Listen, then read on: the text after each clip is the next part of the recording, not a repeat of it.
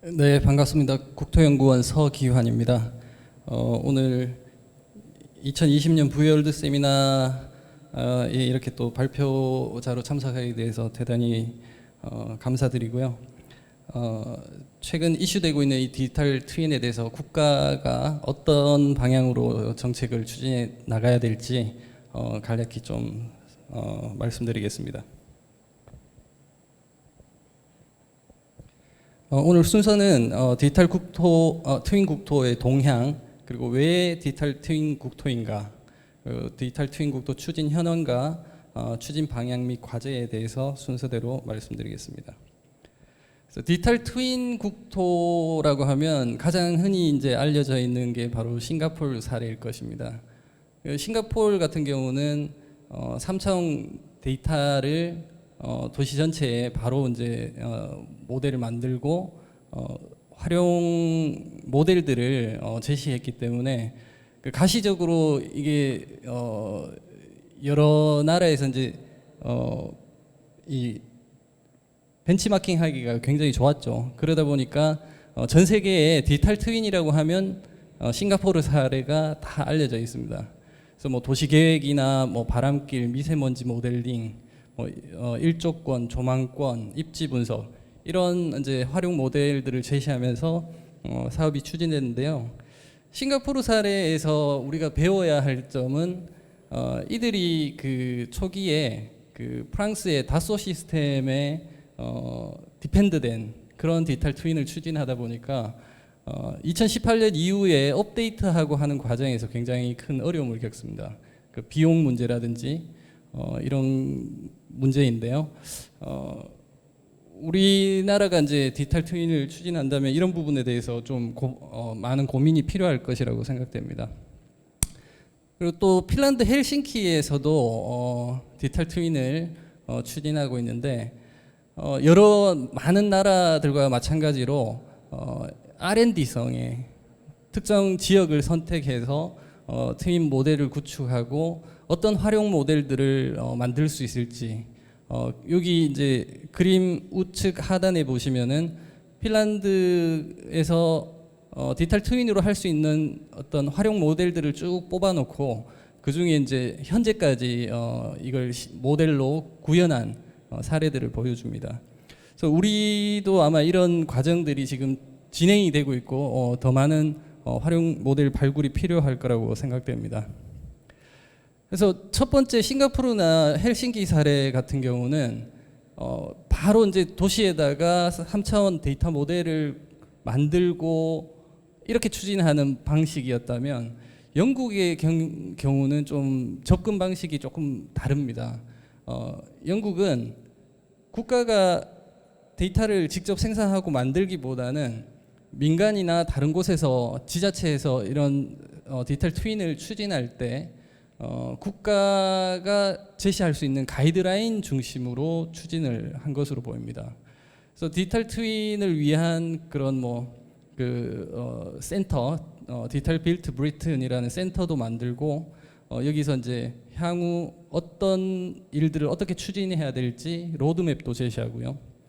그리고 이 디지털 트윈을 통해서 데이터를 공유했을 때 그 효과가 경제적인 효과가 얼마나 나올지 이런 내용들을 추정한 바 있습니다.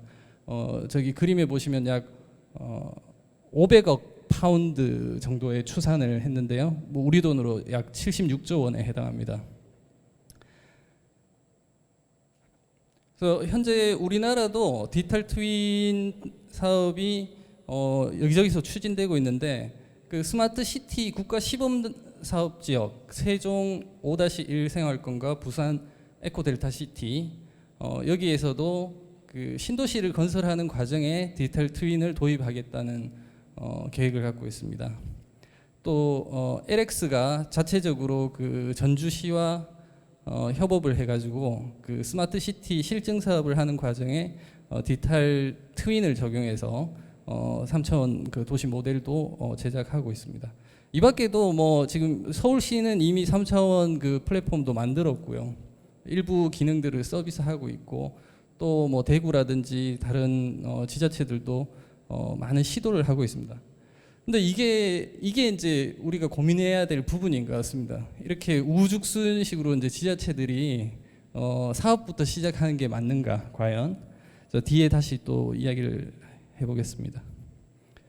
그래서 디지털 트윈은 개념은 더 이상 설명하는 게 시간 낭비일 정도로 모두가 이제 잘 아시리라 생각합니다. 근데 디지털 트윈을 구성하는 이 주요 요소들이 그 물리적인 객체와 쌍둥이 모델, 그 다음에 센서, 그 센서로부터 수집되는 데이터, 이 데이터를 분석할 수 있는 모델, 그리고 이것들을 다 담아내는 플랫폼이 필요한데, 과연 이 제조업에서의 이런 디지털 트윈과 우리가 국토나 도시 레벨에서의 디지털 트윈은 완전히 다른 개념입니다. 훨씬 더 이제 복잡하고 해야 될 일들이 많은데요. 이런 부분에 대해서 아직까지는 고민은 하고 있지만 이렇다 할 이 방향이 제대로 나와 있지 않은 것 같습니다. 현재까지. 그래서 디지털 트윈의 이 구축 효과를 우리가 제조업에서 이루어오는 성과를 가지고 살펴보면 그 가장 대표적인 기업인 그 GE 제너럴 일렉트릭 같은 경우 2016년 한 해에 약 66만 개의 자사 제품을 디지털 트위닝으로 만들어서 거기에서 나오는 경제적 효과가 약 1.3조 원 정도에 해당한다고 합니다. 그래서 가트너도 2017년 18년도에 그 뭐 세계 그 기술 트렌드로서 이제 그 디지털 트윈을 제시했고요. 이미 그 이후에 많은 제조업 기업들은 디지털 트윈을 적용을 하고 있습니다. 그래서 디지털 트윈을 구축해서 이제 국토나 도시에 적용하는 사례를 보면 앞서도 그 싱가포르 사례에서 말씀드렸다시피 그 이제 3차원 도시 모델을 이용해서 가시권이나 에너지 사용량 분석, 일조권, 교통 시뮬레이션, 우리나라는 또 지하시설물 유지 관리 이런 부분도 하고 있죠. 근데 이런 것들이 사실 뭐 과거에 우리가 공간정보 하는 분들은 다들 아시겠지만 과거에 없던 건 아니에요. 이미 해오던 건데 이게 이제 좀 더 각광받고 더 많은 활용 모델들이 이제 제시돼야 할 거라고 생각합니다. 그리고 이제 디지털 트윈은 스마트 도시, 또 우리 이 디지털 공간정보 분야에서의 디지털 트윈과 또 다른 한 축으로 스마트 도시가 이제 정부 정책으로 추진되는데 그 스마트 도시의 핵심적인 데이터 인프라로서 디지털 트윈이 역할을 한다는 겁니다.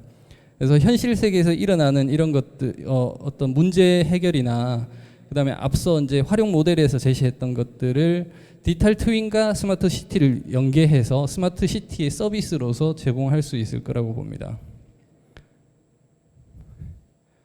근데 방금까지 이야기했던 내용들은 주로 공공 분야의 어떤 활용 모델이나 활용 사례입니다. 근데 실제 이제 우리가 디지털 트윈에 대해서 이제 논의하다 보면 질문을 받게 되는데요. 그 많은 질문들 중에서 가장 참 답하기 어려운 질문이 뭐냐면, 그래서 디지털 트윈을 구축했을 때 어떻게 되냐, 뭐 경제적 효과가 뭐냐. 정말 그러니까 정량적으로 우리가 이야기할 수 있다면 좋겠지만 이게 쉽지가 않습니다, 사실은. 그래서 이제 제가 그런 질문을 받으면 저는 이제 이 그림을 보여드리는데요.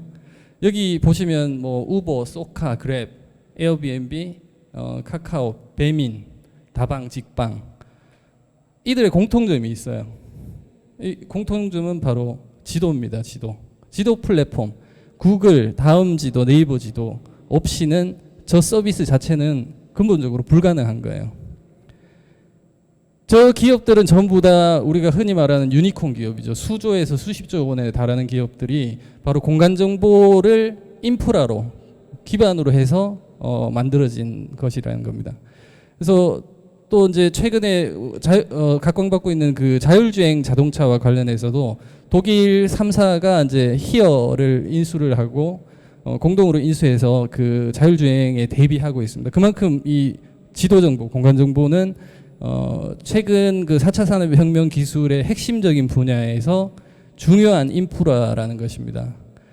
그렇게 봤을 때 디지털 트윈이 인프라로서 정부가 잘 갖춰 놓는다면 과연 어떤 효과가 있을까?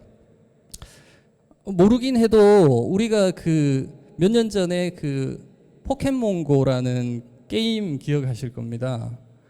구글 맵을 기반으로 해서 나인앤틱이라는 기업이 만들었는데 전 세계의 그 신드롬 같은 분위기를 일으켰죠. 뭐 그 게임 하다가 사람이 죽기도 했는데요.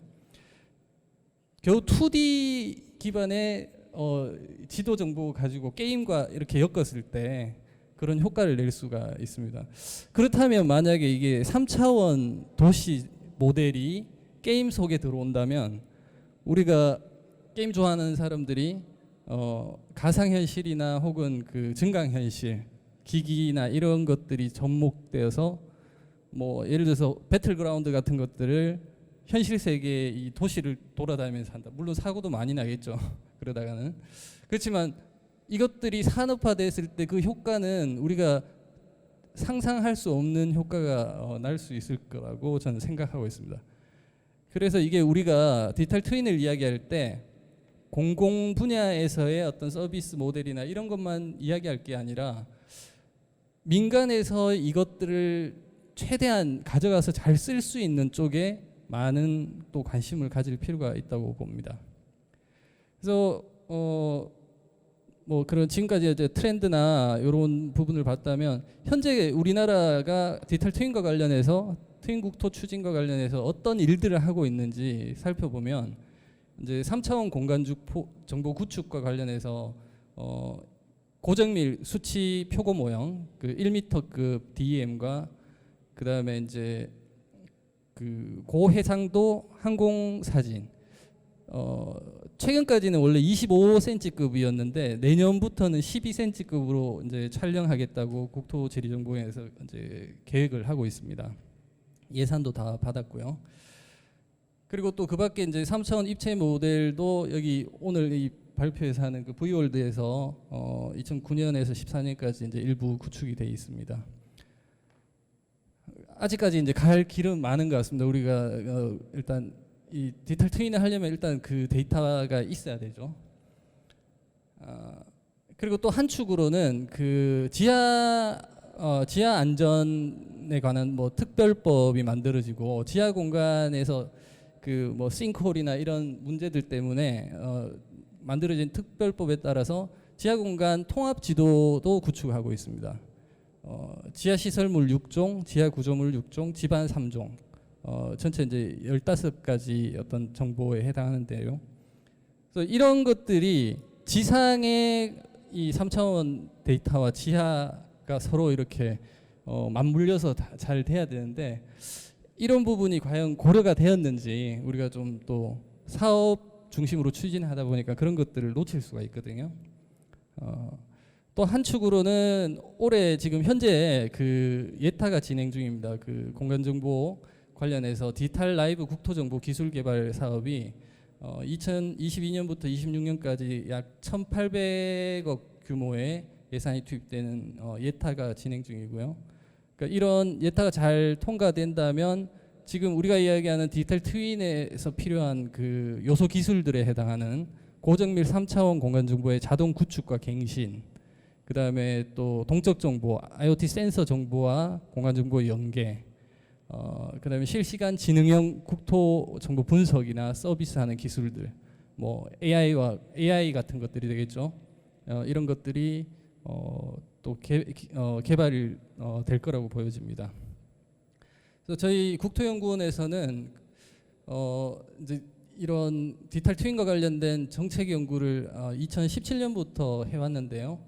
최근에 이게 이제 급물살을 타게 되면서 디지털 트윈을 추진할 수 있는 법적 근거가 없다라는 데에서 공간정보 기본법을 중심으로 디지털 트윈을 추진하는 근거를 마련하는 제도 연구와 그다음에 이 큰 틀에서의 어떤 정책 방향에 대한 연구를 수행한 바 있습니다. 아마 이번 달 11월 중순이면 보고서가 아마 나올 것으로 예상됩니다. 그래서 저희들이 연구했을 때 디지털 트윈 국토를 구축할 때 뭘 어떻게 해야 될 것인가. 이미 사실은 상당 부분의 요소들은 하고 있습니다. 예를 들면 지금 아까 R&D 예타처럼 그 기술 개발도 지금 추진을 하고 있고요. 그 다음에 LX라든지 각 지자체에서 그 디지털 트윈 플랫폼을 만들고 그 활용 모델을 발굴하는 데도 많은 노력을 하고 있습니다.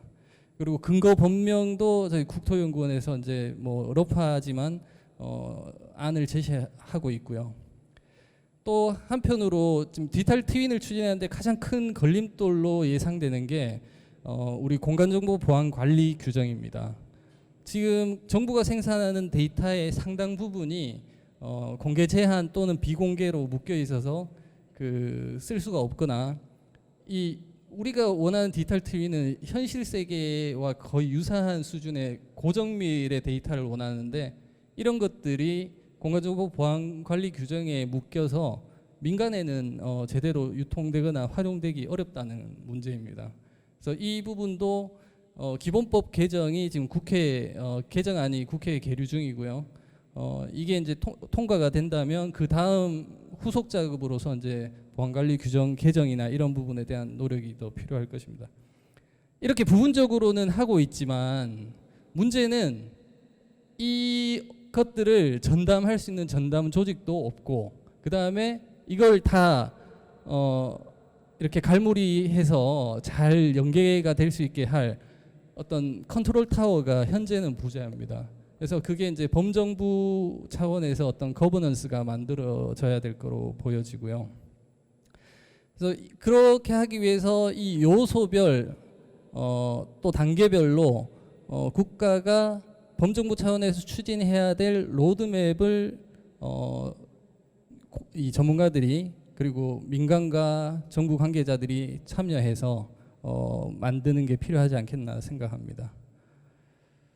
그래서 당장 이제 급하게 좀 추진해야 될 과제로서 이제 법제도와 관련된 개정이 필요할 거고요. 그 법을 근거로 해서 뭐 표준이라든지 품질 관리라든지 거버넌스나 운영 주체 이런 것들도 아마 법을 통해서 아마 만들 수 있지 않을까 생각됩니다.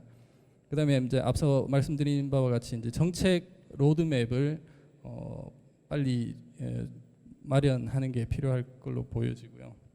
그래서 이런 것들이 먼저 사실은 정리가 어느 정도 되고 나서 데이터나 플랫폼 구축이 돼야 되는데, 그래서 우리는 지금 지방 정부나 뭐 공공기관이나 마찬가지로 당장 사업부터 시작을 해버렸죠. 그래서 서울시는 서울시대로 또 전주의 LX는 LX대로 또 다른 뭐 새만금이라든지 뭐 이 세종 그다음에 부산의 시범도시라든지 전혀 이제 서로 이렇게 연계될 수 있는 그런 거버넌스 없이 추진이 되고 있습니다. 그래서 이제 하루 빨리 어떤 이 중앙 정부를 중심으로 한 거버넌스를 만들어야 되지 않겠나 하는 생각이 듭니다. 그래서 저는 오늘 여기까지 발표를 드리고 또 이따가 토론 시간에 더 많은 이야기를 나눴으면 합니다. 감사합니다.